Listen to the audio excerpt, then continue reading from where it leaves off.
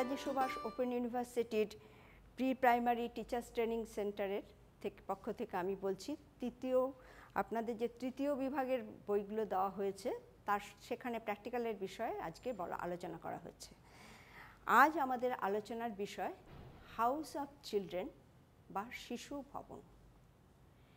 এই ডক্টর মারিয়া মন্টেসরি 1870 সালের 31শে আগস্ট রোমে জন্মগ্রহণ করেছিলেন।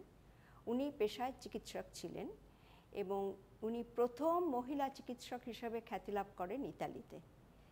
উনি পরবর্তীকালে ছোট ছোট শিশুদের নিয়ে যারা কিছুটা শারীরিকভাবে এবং মানসিকভাবে অসুস্থ তাদের নিয়ে উনি কাজ শুরু করেন এবং উনি তাদের সার্বিক উন্নতির জন্য যে কাজ শুরু করেন সেখানে তিনি কিছু উপকরণ বা অ্যাপারেটাসের ব্যবহার করেছিলেন। সেই অ্যাপারেটাসগুলো ব্যবহার করে উনি দেখেছিলেন সেই সব শিশুদের মধ্যে একটা বিরাট পরিবর্তন বা তাদের মধ্যে একটা বিরাট উন্নতি লক্ষ্য করেছিলেন। তখন তিনি সেই সব অ্যাপারেটাস বা উপকরণগুলোকে সুস্থ শিশুদের নিয়ে কাজ করার কথা চিন্তাভাবনা করলেন এবং সুস্থ শিশুদের মধ্যে সেই উপকরণগুলো প্রয়োগ করাতে তিনি আরও বেশি ভালো ফল পেলেন। পরবর্তীকালে সেই সব উপকরণগুলোকেই শিশু শিক্ষার বিষয়ে আমরা ব্যবহার করি এবং সেটাকেই মন্টেসরি পদ্ধতি বলে প্রচলিত হয়ে আসছে। ডক্টর মারিয়া মন্টেসরি বলেন, হিউম্যান বিংস বর্নস টুয়াইস, অর্থাৎ একবার সে ফিজিক্যালি বার্থ করে বা ভূমিষ্ঠ হয়, আরেকটা সাইকিক্যাল বার্থ। যখন তার শিশুর 2 বছর থেকে 2.5 বছর বয়স থেকে 6 বছর বয়স অবধি তাদের সাইকিক্যাল অর্গানসগুলো ডেভেলপ করতে থাকে। এই সময় প্রাকৃতিকগত কারণে শিশুরা তাদের কাজের চাহিদা মানে তারা কাজ করতে চায়, তাদের অনেকটা স্পেসের দরকার হয়, তারা তাদের বন্ধু বান্ধবের প্রয়োজন মনে করে এবং তারা সেই সবের জন্য তাদের একটা আলাদা এনভায়রনমেন্টের প্রয়োজন হয় বা আলাদা একটা থার্ড এনভায়রনমেন্ট যেটাকে আমরা বলি সেটার প্রয়োজন হয়। যে এনভায়রনমেন্টে তারা এই সমস্ত জিনিসগুলো পায়, যা অর্থাৎ সে ফ্রিডম পায়, সে তার কাজ করার মতন পরিবেশ পায়, সে তার চলনের জন্য প্রচুর জায়গা পায়, যেটা সবসময় ফার্স্ট এনভায়রনমেন্ট বা বাড়ি, সেকেন্ড এনভায়রনমেন্ট বা সমাজ তাকে দিতে পারে না। সেই জন্যই এই থার্ড এনভায়রনমেন্ট বা হাউস অফ চিলড্রেনের প্রয়োজন। এই হাউস অফ চিলড্রেনটি এমনভাবে তৈরি করা হবে যেখানে শিশুরা এসে মনে করবে এটা তার নিজেদের আরেকটা বাড়ি। অর্থাৎ কিনা সে সেই বাড়িটি বা হাউস অফ চিলড্রেনটি এমনভাবে সজ্জিত থাকবে যেখানে সে তার নিজের বাড়ির আপনজনদের মতন লোকজন দেখতে পাবে, সে সেখানে যে সমস্ত আসবাবপত্র দেখতে পাবে সেগুলো সবই তার বাড়ির মতোই, কিন্তু অ্যাকর্ডিং টু চিলড্রেন সাইজ, অর্থাৎ শিশুদের উপযোগী। এই ধরনের ভবনের যে থাকবে, ওরা এখানে কিছু তার বন্ধুবান্ধবও দেখতে পাবে, সেখানে সে তার নিজের খুশি মতন ঘুরতে পারবে, খেলা করতে পারবে, বন্ধুদের সঙ্গে কাজ করতে পারবে। এই যে ভবন, এই ভবনে যারা থাকবে বা আমরা অর্থাৎ বড়রা, আমাদের এখানে একটা বিরাট ভূমিকা থাকে। আমরা এখানে কিন্তু কোনো শিক্ষিকার রোল প্লে করব না, আমরা এখানে থাকব শিশুদের সাহায্যকারী হিসেবে।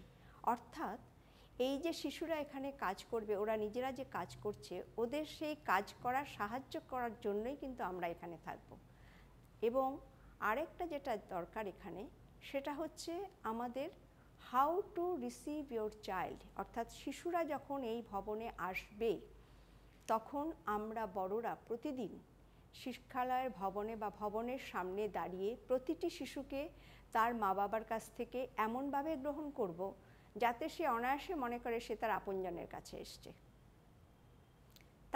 এবং তারপরে সে যখন এখানে আসে তখন আমরা তাকে হাউস অফ চিলড্রেনে আসার পর আমরা তাকে কিছু প্রিলিমিনারি অ্যাক্টিভিটিস দিই। এই প্রিলিমিনারি অ্যাক্টিভিটিসগুলোর মধ্যে যেটা ওকে সেটেল ডাউন করতে এনভায়রনমেন্টে সাহায্য করে। এই প্রিলিমিনারি অ্যাক্টিভিটিসগুলোর মধ্যে আমাদের থাকে এরকম অ্যাকশন সংস অ্যান্ড রাইমস, কিছু পেয়ারিং কার্ডস, এরকম ধরনের কিছু পেয়ারিং কার্ডস আমরা দিই। তাছাড়া থাকে স্টোরি টেলিং এবং থাকে থ্রেডিং অফ বিডস, মালা গাঁথা দিই। এই ধরনের কিছু অ্যাক্টিভিটি, যেরকম স্টোরি বুকস টুকস এরকম আছে, এই ধরনের কিছু অ্যাক্টিভিটি দেওয়ার ফলে যখন মানে স্টুডেন্ট মানে শিশুরা একটুখানি সেটেল ডাউন করে এনভায়রনমেন্টে, তখন আমরা তাদের আলাদা একটা ইয়েতে চলে যাই, সেটা হচ্ছে ডেভেলপমেন্টাল অ্যাক্টিভিটিস। এই ডেভেলপমেন্টাল অ্যাক্টিভিটিসগুলো কি? হাউস অফ চিলড্রেনে যে অ্যাক্টিভিটিসগুলো দ্বারা শিশুদের ডেভেলপমেন্ট করা হয়, সেই অ্যাক্টিভিটিসগুলোকেই আমরা বলি ডেভেলপমেন্টাল অ্যাক্টিভিটিস। এই ডেভেলপমেন্টাল অ্যাক্টিভিটিসগুলোকে আমরা 4 ভাগে ভাগ করি। একটা হচ্ছে exercises of practical life, second হচ্ছে সেন্সোরিয়াল, থার্ড হচ্ছে ল্যাঙ্গুয়েজ, ফোর্থ হচ্ছে অ্যারিথমেটিক। এই এক্সারসাইজ অফ প্র্যাকটিক্যাল লাইফ, এর মধ্যে যেসব অ্যাক্টিভিটিগুলোকে ফেলা হয়, শিশুরা তাদের বাড়িতে বড়দের কাজ করতে যেভাবে কাজ করতে দেখে, যেসব জিনিস নিয়ে কাজ করতে দেখে, সেই সব অ্যাক্টিভিটিসগুলোকেই হাউস অফ চিলড্রেনে আমরা দিয়ে থাকি। কিন্তু এখানে ব্যবহৃত যেসব উপকরণ, সেগুলো according to the children size, অর্থাৎ শিশুরা যাতে মুভ করতে পারে, শিশুরা যাতে কাজটা করতে পারে, সেই রকমভাবেই তাদের সেই মেটেরিয়ালগুলো দেওয়া হয়। এবং এই সেন্সোরিয়াল অ্যাক্টিভিটিসগুলো করার পর যখন ওরা করে, তখন ওদের মধ্যে একটা আরও ভালোভাবে ওরা পরবর্তী ইয়েতে যাওয়ার জন্য আরও ভালোভাবে ওরা তৈরি হয়। এই সেন্সোরিয়াল অ্যাক্টিভিটির পরে আমরা দেই, ইপিএলের পরে দিচ্ছি সেন্সোরিয়াল অ্যাক্টিভিটিগুলো ওদের ডেভেলপ করতে সাহায্য করে ওদের সেন্সের, অ্যান্ড তাছাড়া ওদের সেন্সোরিয়াল অ্যাক্টিভিটিসটা হেল্প করছে physical property of a matter, অর্থাৎ বস্তুর বাহ্যিক গুণাবলী। এবং সেই বস্তুর বাহ্যিক গুণাবলী ওরা দেখতে পায় তাদের বিভিন্ন ধরনের সেন্স অ্যাপ্লাই করে। অর্থাৎ সেন্সোরিয়াল অ্যাক্টিভিটিসগুলোর দ্বারা, এগুলো সায়েন্টিফিক্যালি মেড, এই অ্যাক্টিভিটিসগুলোর দ্বারা ওদের যেমন সেন্স ডেভেলপ করে, তেমনি ওরা একটা মানে বস্তুর বাহ্যিক কীরকম আকৃতি হবে বা বাহ্যিক কী ব্যাপার, সেটার সম্বন্ধে ওদের একটা ধারণা হয়। এরপরে আমরা দিই ল্যাঙ্গুয়েজ কেন দিই না, আমরা সোসাইটিতে বাস করি, শিশুরাও তাই আমরা আমাদের নিজেদের এক্সপ্রেস করার জন্য বা একটা আরেকজনের সঙ্গে শেয়ার করার জন্য বা নিজের মনের ভাব প্রকাশ করার জন্য আমাদের ল্যাঙ্গুয়েজের প্রয়োজন হয়। এই ল্যাঙ্গুয়েজ যখন দেই, ল্যাঙ্গুয়েজে আমরা দুভাবে ওদের দিয়ে থাকি, একটা হচ্ছে মৌখিকভাবে, আরেকটা হচ্ছে লিখিতভাবে। যখন হাউস অফ চিলড্রেন ওরা আসে, তখন ওরা অলরেডি ভাষা শিখে আসে, কিন্তু এখানে আমরা কি শেখাই, এই ভাষার অ্যানালাইসিস বা সাউন্ডের দ্বারা কিভাবে ভাষাটা হচ্ছে সেইটা ওদের শেখানো হয় এবং লিখতে শেখানো হয়। আর অ্যারিথমেটিক, কোনো কালচারই অ্যারিথমেটিক ছাড়া হয় না। প্রত্যেকটা কালচার, ড্যান্স, আর্ট, সায়েন্স, আমরা যাই করি না কেন, সব সময় কিন্তু আমাদের অ্যারিথমেটিকের প্রয়োজন হয়। কাজে আমাদের শিশুদেরও তার প্রয়োজন আছে। আর এই যে আমরা এখানে প্রেজেন্টেশন যে দেব, অ্যাক্টিভিটিসগুলো দেব, যে মেটেরিয়ালগুলো দিয়ে, এগুলো দেওয়ার মধ্যে আমরা সাধারণত এই মেটেরিয়ালগুলোকে প্রেজেন্টেশন হিসেবে দেওয়া হয়। এই প্রেজেন্টেশনটা আমরা 3 ভাবে দিই। একটা হচ্ছে ইন্ডিভিজুয়াল প্রেজেন্টেশন, একটা হচ্ছে গ্রুপ প্রেজেন্টেশন, আর একটা হচ্ছে কালেকটিভ প্রেজেন্টেশন। ইন্ডিভিজুয়াল প্রেজেন্টেশনগুলো সেইভাবেই দিই, যখন কোনো পার্টিকুলার চাইল্ডকে আমরা প্রেজেন্টেশনটা দিই, তখন সেটা আমাদের বলা হয় ইন্ডিভিজুয়াল প্রেজেন্টেশন। যখন আমরা এই অ্যাক্টিভিটিগুলো 3-4জন স্টুডেন্টকে একসাথে দিই বা শিশুদের, তখন সেটাকে আমরা বলি গ্রুপ প্রেজেন্টেশন। আর যখন হোল ক্লাসকে দিই, তখন সেটাকে আমরা বলি কালেকটিভ প্রেজেন্টেশন। হাউস অফ চিলড্রেনের ম্যাক্সিমাম অ্যাক্টিভিটিস এখানে ইন্ডিভিজুয়াল প্রেজেন্টেশন। তা আজকে আমরা এক্সারসাইজ অফ প্র্যাকটিক্যাল লাইফ দিয়ে শুরু করব, এবং সেগুলো বেশিরভাগ অ্যাক্টিভিটি, কিছু থাকে গ্রুপ অ্যাক্টিভিটি, কিছু কালেকটিভ অ্যাক্টিভিটি বা ইন্ডিভিজুয়াল অ্যাক্টিভিটি। আজকে আমরা শুরু করছি তাহলে এক্সারসাইজ অফ প্র্যাকটিক্যাল লাইফ দিয়ে। আমরা প্রথমেই দিই ইপিএল, অর্থাৎ exercises of practical life. Madam একটু আগেই বললেন যে এক্সারসাইজেস অফ প্র্যাকটিক্যাল লাইফ কাকে বলে। বাড়িতে বড়রা যেসব কাজগুলো করে, অর্থাৎ প্রতিদিন উঠেই দাঁত মাজা, ব্রাশ করা, জামা কাপড় কাচা, রান্না করা, কাউকে অতিথি এলে কাউকে অফার করা, এই সব কাজগুলোই শিশুরা এসে শিশু ভবনে করে, কিন্তু মেটেরিয়ালসগুলো ঠিক তাদের প্রপোর্শনেট অনুযায়ী, তাদের মাপ মতন তৈরি করা থাকে। এই সব কাজগুলো করতে ওরা ভীষণ আনন্দ পায়। এই EPL of practical exercises of practical লাইফকে আমরা 4 ভাগে ভাগ করেছি। প্রথম যেটা হচ্ছে এলিমেন্টারি মুভমেন্টস, অর্থাৎ প্রাথমিক অঙ্গ সঞ্চালনের কাজ। দ্বিতীয় হচ্ছে taking care of one self, অর্থাৎ নিজের যত্ন। তৃতীয় ভাগ হচ্ছে টেকিং কেয়ার অফ এনভায়রনমেন্ট অর্থাৎ পরিবেশের যত্ন। তারপরে হচ্ছে সোশ্যাল বিহেভিয়ার অর্থাৎ সামাজিক আচার আচরণ। প্রথম আমরা যেটা দেখাই সেটা এলিমেন্টারি মুভমেন্টস অর্থাৎ মাদুর পাতা।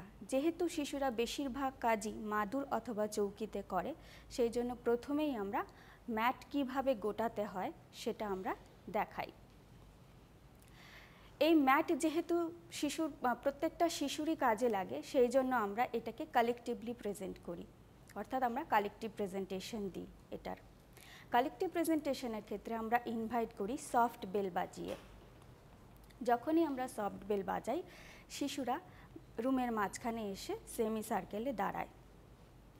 তোমরা তো বাড়িতে মাদুর দেখেছো, চলো সেই মাদুর কিভাবে গোটাতে হয় আজকে আমরা দেখব।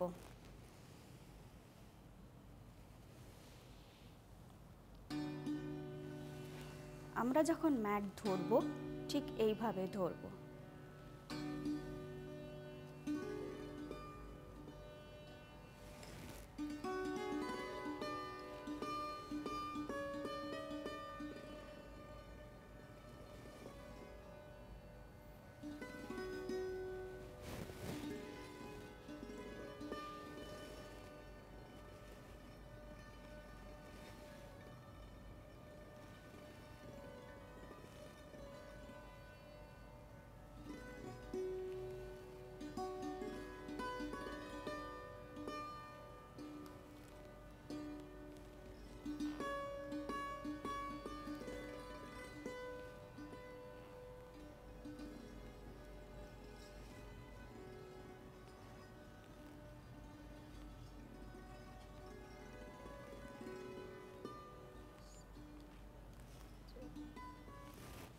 দেখো এই ম্যাট কিভাবে গোটাতে হয়, এসো আমরা দেখি। আমরা যখন ধরবো এই হাতের এই আঙ্গুল তলায় দেব, বাকি 4 আঙ্গুল ওপরে, অন্য হাতেও ঠিক তাই।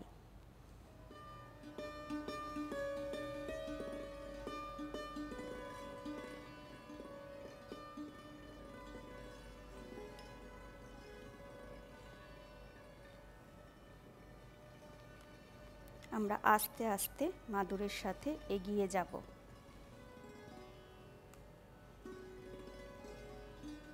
মাদুরকে নিজের দিকে টানব না।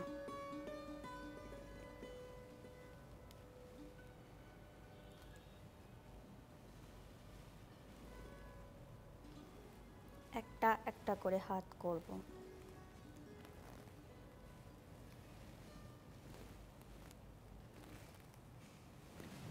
আমরা ততক্ষণ পর্যন্ত গুটিয়ে যাব যতক্ষণ না লাল দাগটা ম্যাটের উপরের দিকে আসছে। এইভাবে আমরা ম্যাটটাকে ধরলাম। এরপরে আমরা দেখাবো কিভাবে চৌকি ধরতে হয়, তুলতে হয় ও রাখতে হয়। যখন আমরা চৌকি ধরব ঠিক এইভাবে ধরব।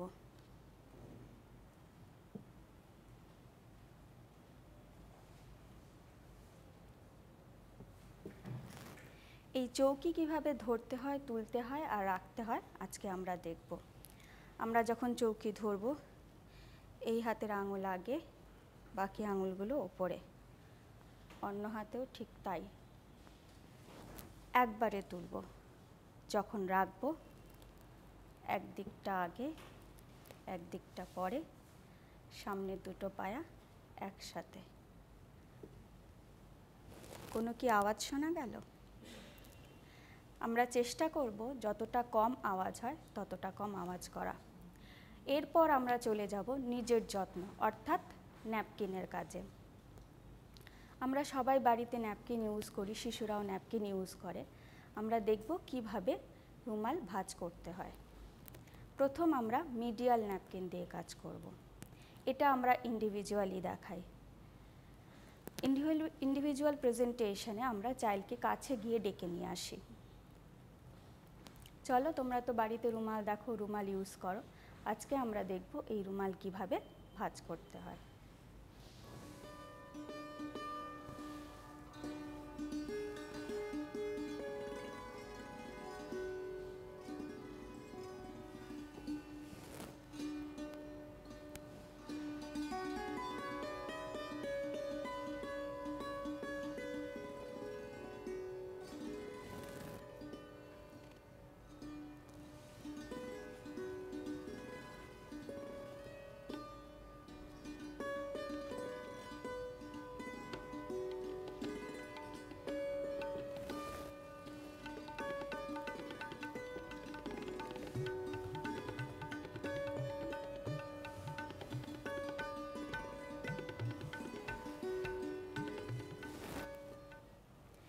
আমরা এই কোণার সাথে এই কোণা, এই কোণার সাথে এই কোণাটা মিলিয়ে দেব। আমরা এই দাগ বরাবর এগিয়ে যাব। আমরা আস্তে আস্তে এগিয়ে যাব। কোণা আসলে থামতে বলবে।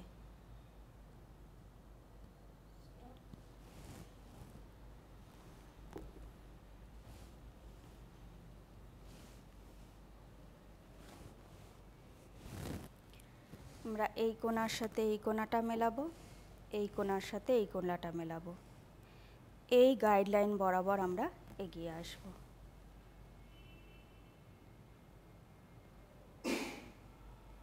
আমরা আস্তে আস্তে এগোবো।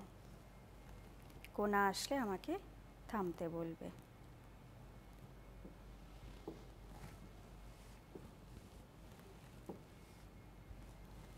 এইভাবে আমরা দেখালাম কিভাবে মিডিয়াল ন্যাপকিন ভাঁজ করতে হয়। এরপর আমরা দেখাবো কিভাবে ডায়াগোনাল ন্যাপকিনও ভাঁজ করতে হয়।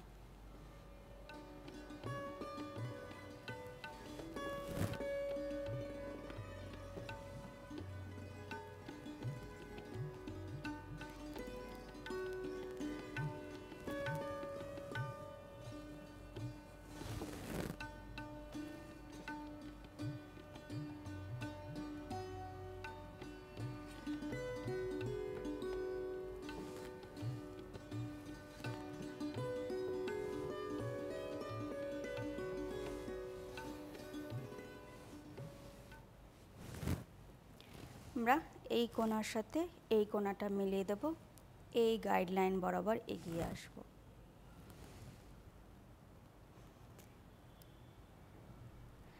আমরা আস্তে আস্তে এগিয়ে যাব। কোণা আসলে আমাকে থামতে বলবে। Thank you. আমরা খোলা দিক থেকে বন্ধ দিকে প্রেস করব। এবার আমরা এই কোণার সাথে এই কোণাটা মেলাবো, এই গাইডলাইন বরাবর এগিয়ে আসব।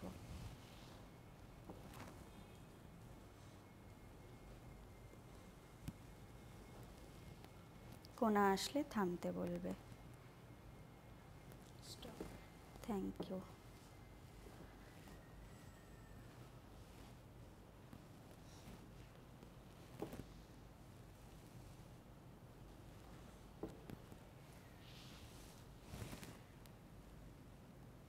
এরপর আমরা দেখাবো পোরিং, কিভাবে সলিডস ঢালতে হয়।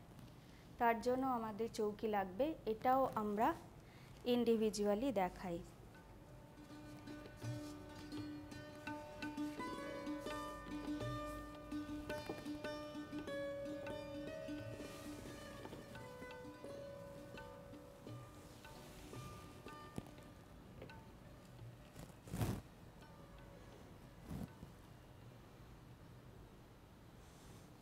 এই হচ্ছে গ্লাসের ইন্ডিকেশন মার্ক, এই দাগ পর্যন্ত আমরা ঢালবো।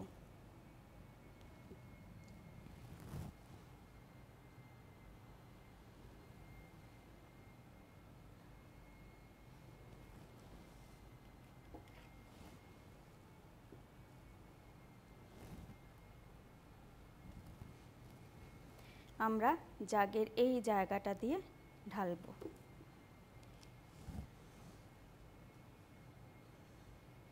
আমরা এই গ্লাস থেকে ঢালার কাজ শুরু করব।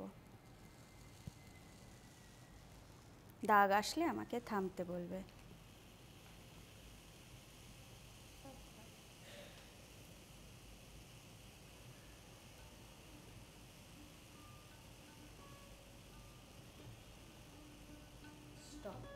Thank you.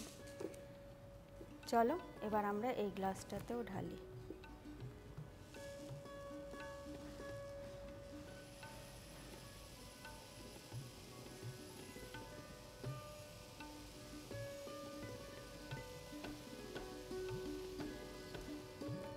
Thank you. চলো আমরা এই গ্লাসটাতেও ঢালি।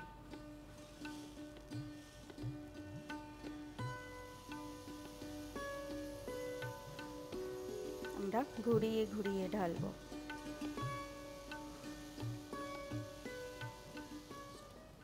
Thank you. দেখলে কিভাবে আমরা জাগ থেকে গ্লাসে ঢাললাম। এরপর আমরা এই গ্লাস থেকে আবার জাগে ঢেলে রাখবো।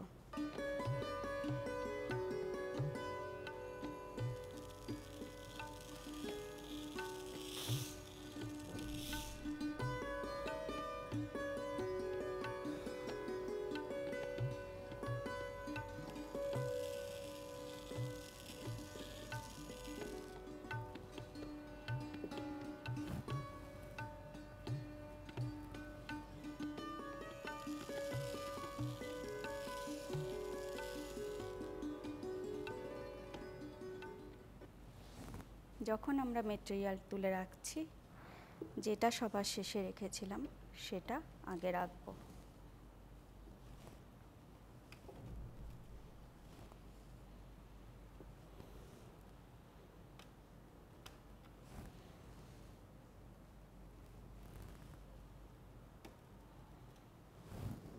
ঠিক এইভাবে আমরা লিকুইড পোরিংও করে থাকি।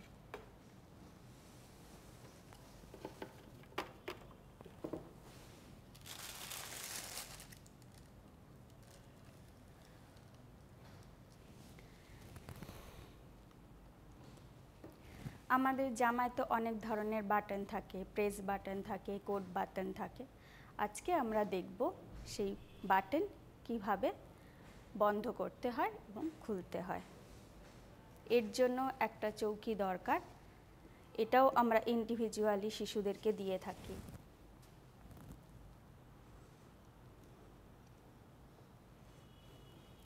এখানে একটা ইন্ডিকেশন মার্ক থাকে, সেই দাগটাকে আমাদের নিচের দিকে রাখতে হয়। আমরা যখন ফ্রেমটাকে ধরব ঠিক এইভাবে ধরব।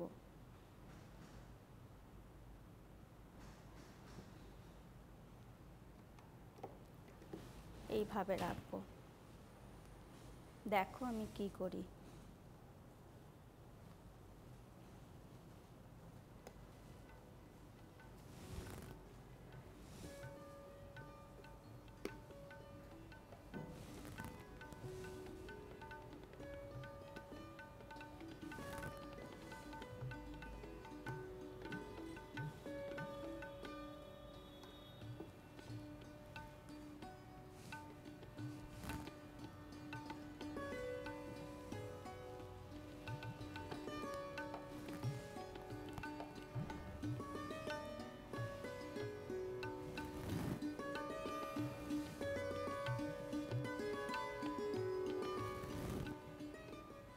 এইটা বোতামের গর্ত এবং সেটা তার উঁচু অংশ।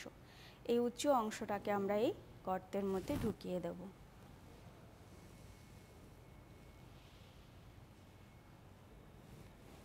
শোনো, একটা আওয়াজ হবে। আওয়াজ শুনতে পেলে? শুনতে পেলে? শুনতে পেলে আওয়াজ? তাহলে আমরা আজকে দেখলাম কিভাবে বাটন বন্ধ করতে হয় এবং খুলতে হয়।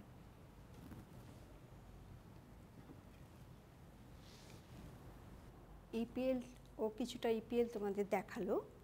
আজকে আমি দেখাচ্ছি সেন্সোরিয়ালের অ্যাক্টিভিটিস। এই সেন্সোরিয়াল অ্যাক্টিভিটিসগুলোর মেটেরিয়ালগুলো হচ্ছে সায়েন্টিফিক্যালি মেড, অর্থাৎ তুমি যেখানেই যাও না কেন এদের সাইজ, কালার, শেপ সব একই রকম থাকবে।